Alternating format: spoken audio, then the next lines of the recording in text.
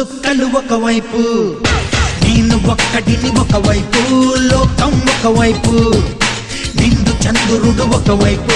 చుక్కలు ఒకవైపు నేను ఒక్కడిని ఒకవైపు లోకం ఒకవైపు